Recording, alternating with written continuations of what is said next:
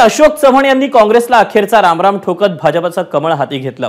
अवघ्या काही तासात ही घडामोड घडली, मात्र त्याचे हादरे संपूर्ण महाराष्ट्राला बसले।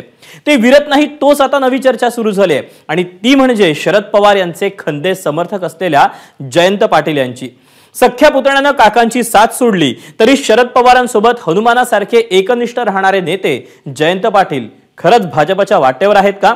आणि तसं असेल तर त्याचा भाजपला काय फायदा होईल? तसंच शरद पवारांचं गणित कसं बिघडेल आणि सर्वात महत्त्वाचं म्हणजे अजित पवार यांची भूमिका काय असेल, या प्रश्नांचा उहापोह करणारा हा स्पेशल रिपोर्ट।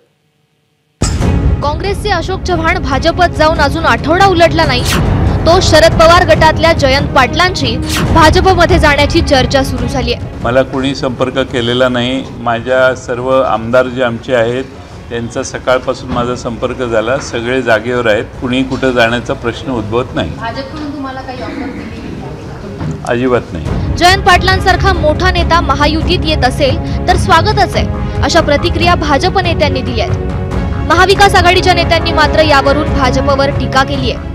कधीही काही होऊ शकतं, मोदीजींना साथ देण्याकरता कोणी येऊ शकतं। जयंत पाटीलजी यांच्यासोबत माझा कुठलाही चर्चा नाही। त्यांनी कुठेही पक्षाच्या येण्याकरता ना कोणाशी संपर्क केला आहे ना माझ्याशी बोलले आहे। की जेव्हा 200 आमदार 300 खासदार एवढी मोठी ताकद असली तरी त्यांना आमच्याकडचे लोक लागतायत, हवेत, याचा अर्थ आमच्यामध्ये काहीतरी गंमत आहे ना, काहीतरी टॅलेंट आहे ना।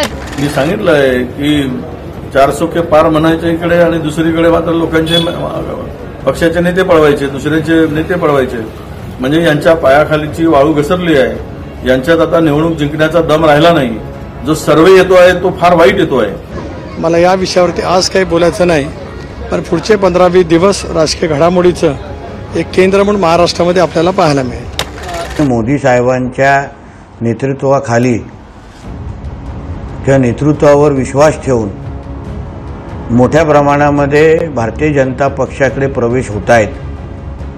आज आपल्या भारत देशामध्ये मोदींचीच गॅरंटी चालते किंवा लोक स्वीकारतात, ह्याच्यावर आता शिक्कामोर्तब झालेला आहे। राहुल गांधी सुद्धा उद्या भाजपात प्रवेश करतील असं म्हणतील। मला आदरणीय उद्धवजींचं फार कौतुक वाटतं। ते एक छान वाक्य म्हणाले की भारतीय जनता पार्टीचा कालांतराने अध्यक्ष सुद्धा काँग्रेसचा असेल। कालपर्यंत काँग्रेस मुक्त भारत असं भारतीय जनता पार्टी म्हणत होती, आता काँग्रेस युक्त भाजपा असं नवीन वेगळं आहे। जयंत पाटलांचा सांगली जिल्ह्यात प्रभाव आहे। 1990 पासून ते इस्लामपूरचे आमदार आहेत। हातकणंगले लोकसभा मतदारसंघात महायुतीकडे तुल्यबळ उमेदवार नाहीये, त्यामुळे जयंत पाटील भाजपात आले तर या मतदारसंघात महायुतीला फायदा होऊ शकतो। जयंत पाटील हे शरद पवारांच्या जवळचे नेते आहेत। शरद पवारांच्या राष्ट्रवादीचे ते प्रदेशाध्यक्ष आहेत, त्यामुळे जयंत पाटील यांच्या भाजप प्रवेशाच्या बातम्यांमुळे महाविकास आघाडीत अस्वस्थता वाढण्याची शक्यता नाकारता येत नाही। निलेश बुधावले, एबीपी माझा, मुंबई। एबीपी माझा, उघडा डोळे बघा नीट।